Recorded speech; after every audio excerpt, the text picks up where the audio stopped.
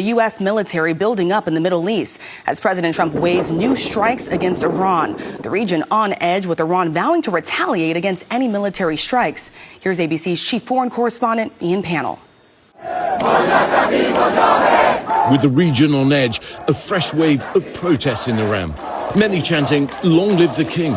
A few hundred protesters seen in the capital Tehran after a bloody crackdown that left thousands dead just weeks ago. The demonstrations come amid mounting US pressure on the regime. President Trump confirming the US is considering a limited strike on Iran to force it to agree to a nuclear deal. But today, Iran's President Pezeshkian defiant, saying we won't bow down in the face of pressure from world powers. They better negotiate a fair deal. You know, the people of Iran are a lot different than the leaders of Iran. And it's very sad situation. Satellite images show the USS Gerald Ford sailing into the Mediterranean.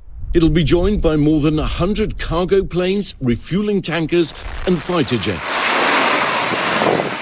The USS Abraham Lincoln strike group already in position. All told, there are around 35,000 US troops now in the region.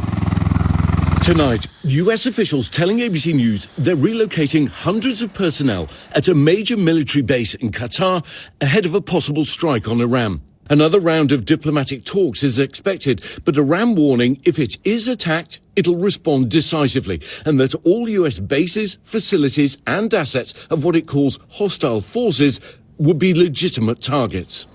Rachel, as the US amasses its largest military force in the Middle East in years, the diplomatic process is still technically on track. But there are growing concerns that unless Iran makes major concessions on its nuclear program, then an attack by the US might be unavoidable.